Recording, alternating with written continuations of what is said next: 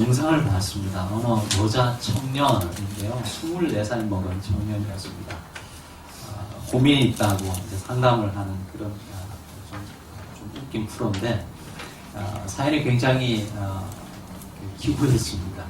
어머니가 아버지랑 헤어지고 이 홀 어머니가 이 무남 동녀 외동딸을 혼자 키웠습니다. 근데 아마도 그 어머니 마음속에 부담이 있었겠죠. 아버지 없는 자식이라는 소리를 듣게 하고 싶지 않았는지 굉장히 어릴 적부터 이 딸아이를 굉장히 호되게 키웠답니다. 근데 그게 너무 심했던 거예요. 그래서 이 딸아이의 마음에 깊은 상처가 남았답니다. 그냥 보통 그냥 엄하게 키운 정도가 아니라 한번 매를 들면 가끔은 경찰관이 와야 되는 정도로 그렇게 심하게 때렸으니까 이 딸아이의 마음에 얼마나 깊은 상처가 있었겠습니까? 참다가 고등학교를 졸업하고 독립을 한 거예요.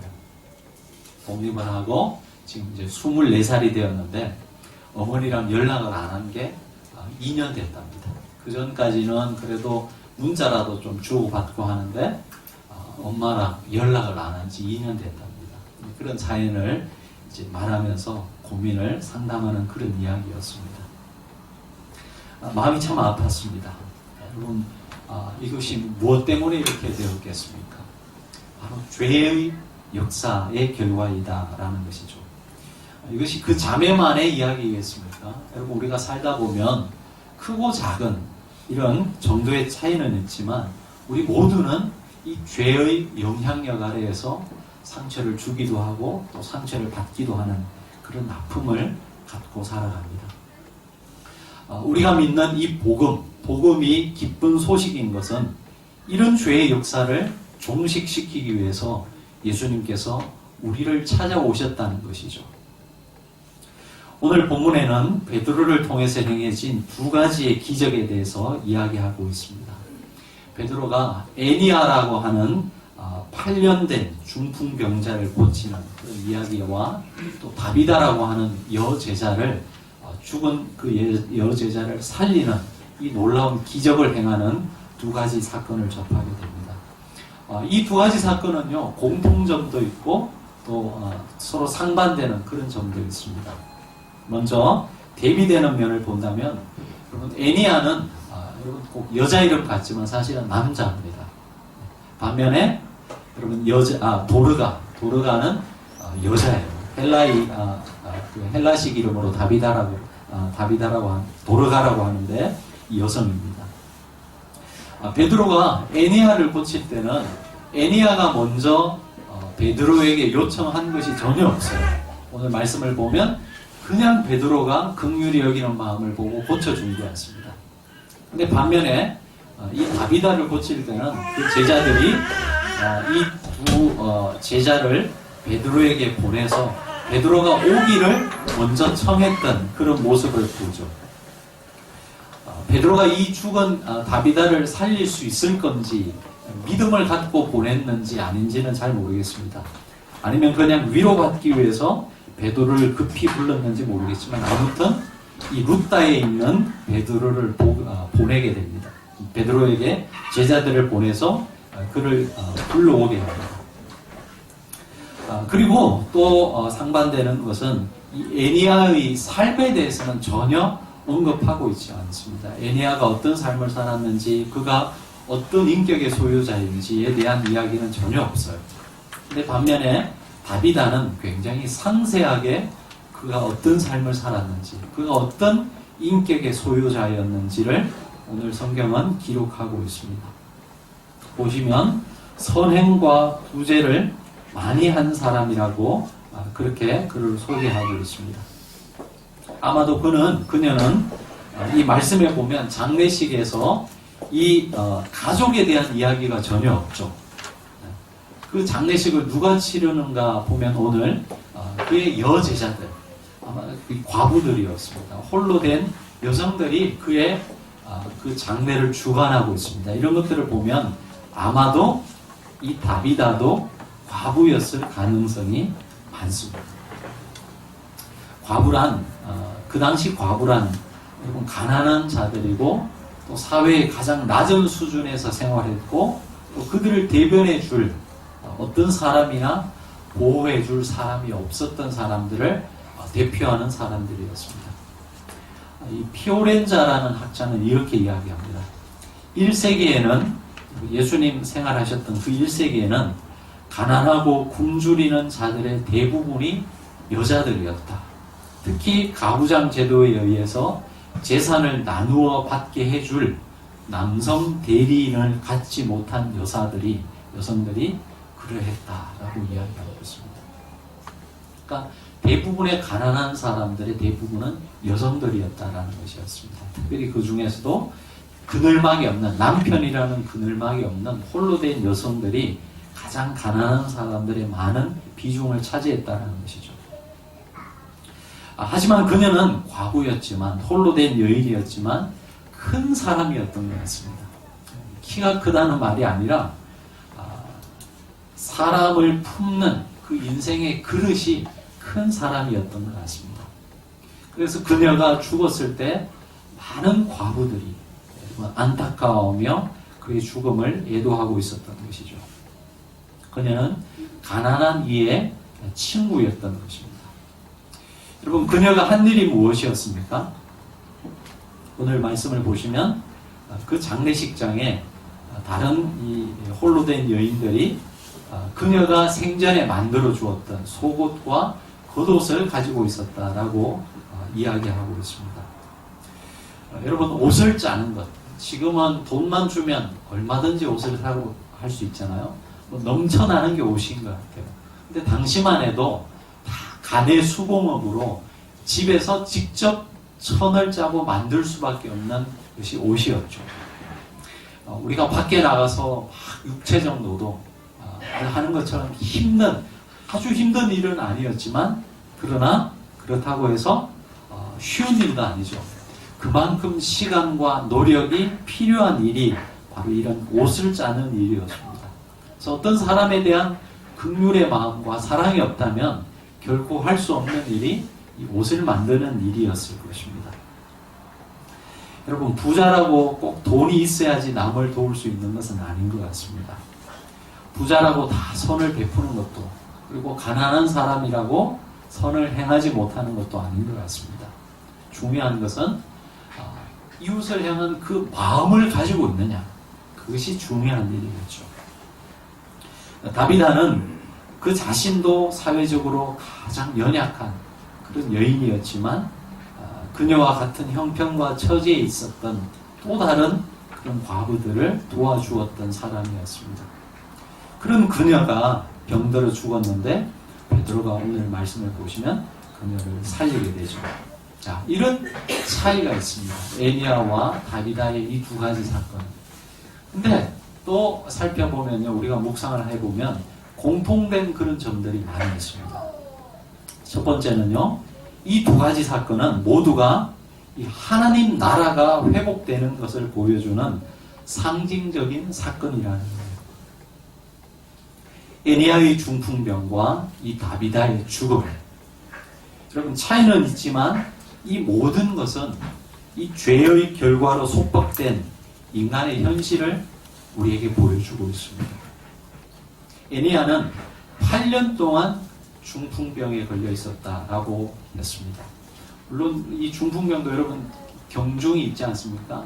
조금 심한 분, 좀 가벼운 분도 있을 텐데, 오늘 말씀을 보면 이 에니야는 움직이지를 못했던 것 같습니다. 8년 동안 병석에 누워 있어야 했던 사람이죠. 아마도 그 주위에는 엄청난 냄새가 진동했을 것입니다. 그리고 그의 몸은 온갖 욕창으로 만신창이가 된 그런 모습을 우리가 한번 생각해 볼 수 있는 것이죠. 이런 육체적 고통과 더불어서 그의 심적 고통도 굉장했을 것입니다. 여러분, 8년 동안이나 가장이 누워 있었으니까 그 가정이 어떻게 되어 있겠습니까? 어쩌면 사랑하는 아내는 그의 자리를 대신해서 위험한 노동의 자리를 대신했어야 됐을 것입니다. 자녀들은 아마도 굶주림에 고통당하는 그런 현실 속에 있어야 했는지도 모르겠습니다. 자기가 살면 살수록 자기 때문에 더 많은 고통을 받는 가족들의 이 현실을 보면서 아마도 굉장한 심적 부담감을 갖고 살아갔을 것입니다. 살아도 사는 것 같지 않는 그런 인생을 살아왔던 것이죠. 다비다는 어떻습니까? 다비다는 병으로 인해서 죽음을 경험합니다. 애니아보다 한 걸음 더 나아간 그런 상태를, 그런 결과를 초래하고 있죠. 조금 보이던 그 희망조차도 보이지 않는, 죽으면 그것으로 모든 것이 끝이잖아요. 이제는 아예 소망이 없는, 이 다비다를 향해서는 소망이 없는 그런 현실 속에 맞닥뜨렸습니다. 그러면 저와 여러분의 삶이 언제 제일 고통스럽습니까? 여러 가지 상황들이 있을 수 있겠죠. 근데 그 중에 하나는 소망이 없을 때, 우리의 삶에 희망이 없을 때 아마 인간은 가장 큰 고통을 느끼게 될 것입니다. 미래에 대한 희망이 없을 때, 지금은 좀 힘들어도 2020년에는 조금 바뀌겠지, 이런 소망이 보이면 이 현실의 어려움을 그래도 참고 견딜 수 있는데, 그 소망이 사라지면 사람은 너무나 고통스러운 그런 삶을 살아가게 될 것입니다. 여러분 생각해보면 이 사망이라는 것, 죽음이라는 것은 우리 인간의 모든 삶을 허무함으로 만들어버리는 그런 가장 큰 우리 인생의 적이라고 할 수 있습니다. 하지만 이 하나님의 나라는 그 죽음을 뚫고 우리의 삶에 소망을 전해주고 있습니다. 비록 우리 인생의 종착점이 죽음으로 끝난다 할지라도 그 죽음 너머에서 있는 이 부활의 아침을 생각하면 우리의 삶은 결코 허무하지 않습니다. 그래서 고린도전서 15장 26절에 사도 바울이 이렇게 이야기하고 있습니다. 맨 나중에 멸망받을 원수는 사망이니라. 여러분, 이 어둠의 세력이 우리에게 줄 수 있는 가장 큰 행악은 바로 죽음인 것입니다. 근데 그 죽음을 뚫고 일어나게 만드는 것, 그것이 바로 예수님의 부활이고, 그 예수님의 부활을 인하여서 하나님의 나라가 우리의 이 현실의 삶 속에 침투해오기 시작한 것이죠. 여러분, 인류의 역사가 시작되고 그 누구도 이 죽음의 권세를 거스를 수 없었습니다. 근데 그 권세가 지금 이 베드로 사도를 통해서 정복되었다는 것이죠. 여러분, 한 학교 가면 짱이 있잖아요. 짱이 아이들. 근데 짱하고 맞짱 떠가지고 이기면 그 밑에 있는 애들은 볼 것도 없잖아요.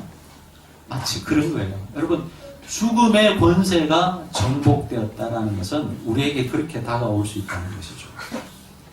그렇기 때문에 죽음이 정복되었기 때문에 저와 여러분의 삶 속에서 경험되는 크고 작은 절망들도 이제는 예수님 안에서 정복될 수 있다라는 이것을 보여주는 사건이 바로 오늘 이 애니야를 일으키고 또 죽은 도르가를 살리는 이 사건이 가지고 있는 공통적인 이라는 것이죠. 두 번째로는 이 두 사건들 모두가 그 주체, 행위의 주체가 바로 예수님이시라는 것입니다. 우리 34절의 말씀을 같이 한번 읽어보셨으면 좋겠습니다. 우리 오늘 읽은 본문의 말씀 34절의 말씀 같이 읽어보시겠습니다.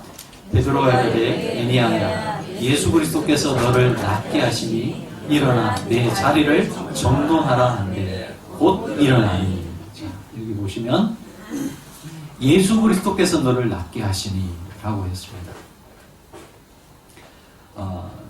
또 다비다를 살리는 사건 속에 우리 42절의 말씀을 같이 한번 읽어보시겠습니다. 42절 시작.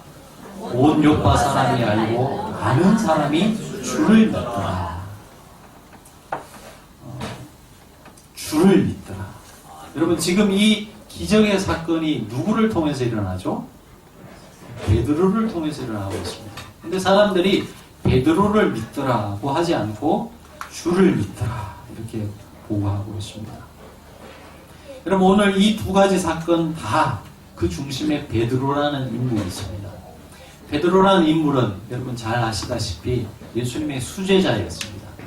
가장 가까이 예수님과 함께 살면서 3년을 함께 하면서 예수님의 그 가르침과 행하는 모든 것들을 가장 가까이에서 지켜본 사람이 바로 이 베드로였습니다. 그리고 초대교회에서 가장 큰 역할을 한 사람이 베드로였습니다. 근데 그 베드로가 예수님처럼 죽은 자를 살렸습니다. 당연히 여러분 많은 사람들의 초점이 베드로에게 맞춰지지 않겠습니까? 근데 오늘 말씀을 보면요, 이 죽은 다비다를 살린 후에 베드로에 대한 언급이 별로 없어요. 아마도 이런 사건이 한국 교회에서 한번 일어났다고 생각해 보시기 바랍니다. 어느 교회 어느 목사가 기도했더니 실제로 죽은 사람이 일어났다, 살아났다. 아마 온 매스컴에 난리가 날 것입니다. 그 교회는 부흥하지 말라고 해도 부흥할 거예요. 그렇지 않겠습니까? 제가 오늘 이 말씀을 묵상하다가 다른 거 없다. 교회 부흥의 책임은 담임 목사한테 있다. 이런 마음이 깊이 들었습니다.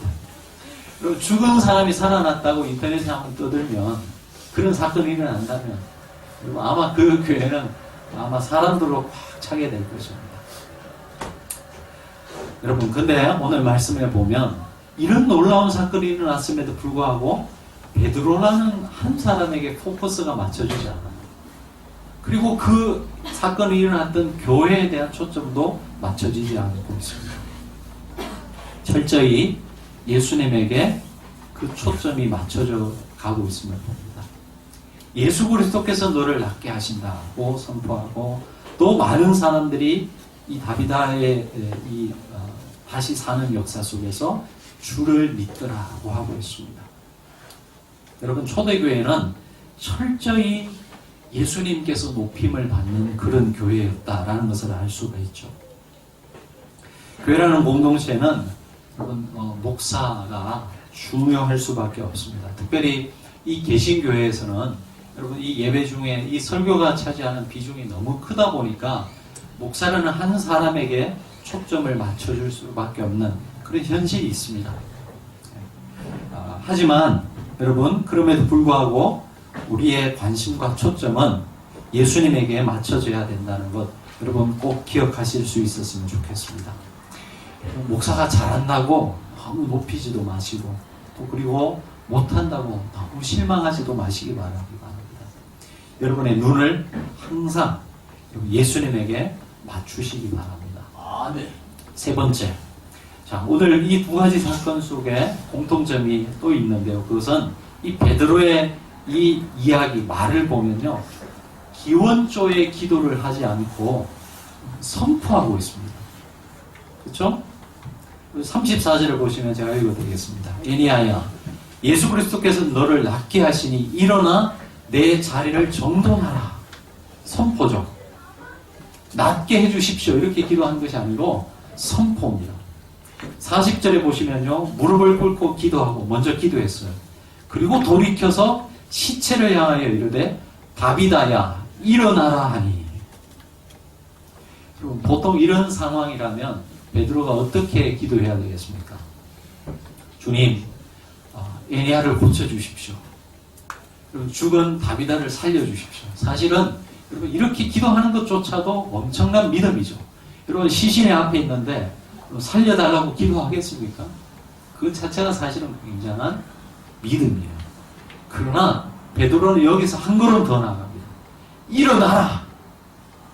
내 자리를 정돈하라! 이렇게 선포하고 있습니다. 아마도 베드로는 기도하면서 하나님이 주시는 강력한 이 영혼에 울려 퍼지는 하나님의 강한 음성을 들었던 것 같습니다. 그래서 마치 예수님처럼 선포합니다. 여러분 복음서를 보시면 예수님께서 어떤 기적을 행하실 때 기원적으로 기도하지 않았어요. 하늘의 하나님 살려주십시오. 이렇게 기도하지 않고요. 본인이 직접 선포하셨습니다. 달리다 굼, 소녀야 일어나라.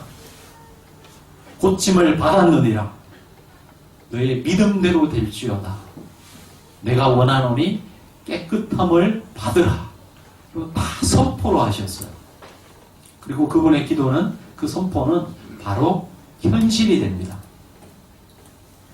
그럼 오늘 말씀도 보면 이 베드로가 주님과 비슷하게 그렇게 선포의 말씀을 하고 있습니다. 어떻게 베드로가 이런 말씀을 이렇게 선포할 수 있었을까요? 여러분, 이것은 다른 것 아니라 예수님께서, 지금 부활하신 예수님께서 그의 삶 속에 가득 차 있었다는 것을 말하는 거죠. 비록 베드로가 말하고 있지만 베드로가 말하는 것이 아니라 그분 안에, 그 안에 살아계신 예수님께서 지금 베드로를 통해서 선포하시는 말씀이라는 거예요. 여러분, 베드로가 어떤 특별한 능력이 있었던 사람이 아니었습니다. 그는 며칠 전, 몇 주 전만 해도 한 소녀 앞에서 예수님을 부인하는 사람이었습니다. 그러나 그런 그가 성령의 충만함을 받고 예수님께서 그의 삶 속에 부활하신 주님으로 살아계실 때, 여러분, 그의 말이 바로 현실이 되는 이 놀라운 기적의 역사를 일으키게 되었다는 것이죠. 여러분, 저와 여러분도 예수님으로 충만한 삶을 살다 보면요, 여러분의 말이 바로 현실이 되는 놀라운 역사를 경험하게 될 것입니다. 여러분 인생을 한번 가만히 살펴보십시오. 저도 이 설교를 준비하면서 제 삶을 돌아봤는데요. 여러분, 우리가 하나님 앞에서 우리의 신앙의 어떤 곡선이 있지 않습니까? 늘 정점을 찍는 그런 신앙을 가진 분은 없죠. 그럼 실망하기도 하고 슬럼프를 겪기도 하고, 또 그러나 어떨 때는 하나님 은혜 주셔서 정말 하나님의 임재가 강하게 느껴지는 그런 때가 있었을 것입니다. 저도 그런 때가 있었거든요.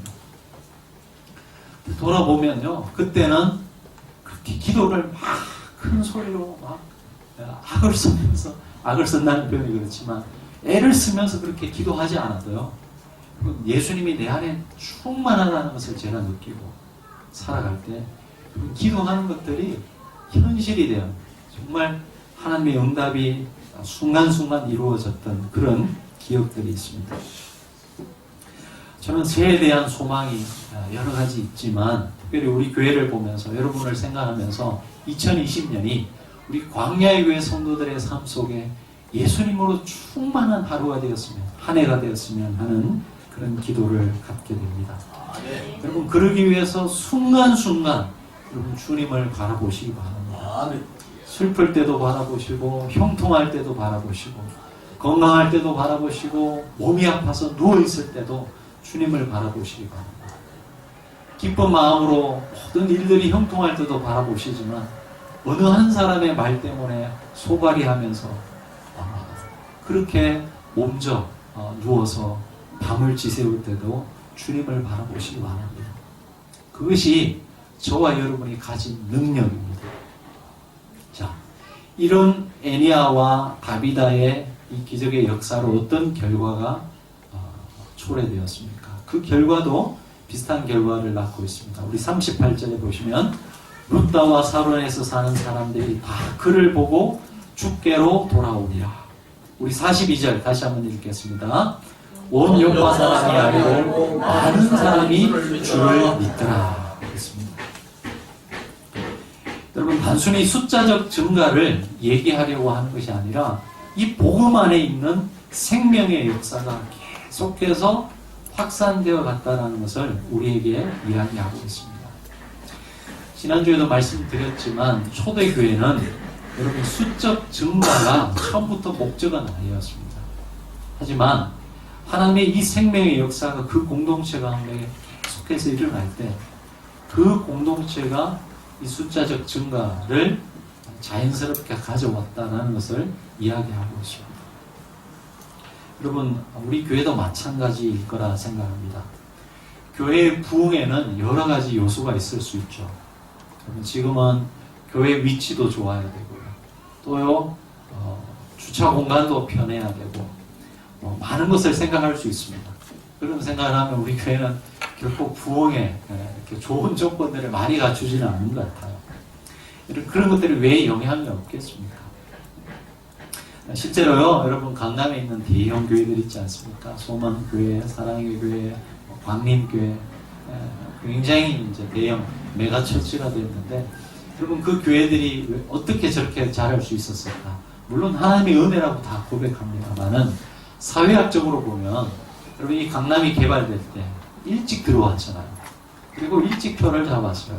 그리고 인구가 유입될 때 이미 자리가 잡혀있는 그런 교회들이었죠. 그런 사회학적 환경들과도 무관하지 않다라고 생각할 수 있습니다. 하지만 여러분 아무리 자리를 잘 잡아도 이 복음으로 복음이 중심, 자리를 잡지 못하면 여러분 이 성령의, 이 복음을 통한 성령의 역사가 없으면 교회는 자라날 수 없는 거예요. 다른 하드웨어가 다 구비되어도 이 핵심 DNA를 가지고 있지 않는 교회는 자라갈 수 없습니다. 그러나 반대로 여러분 다른 것은 좀 부족해도 여러분 그 교회 공동체가 이 복음을 확실하게 잡고 있다면 그 교회는 가능성이 있는 것이에요. 말씀을 맺겠습니다.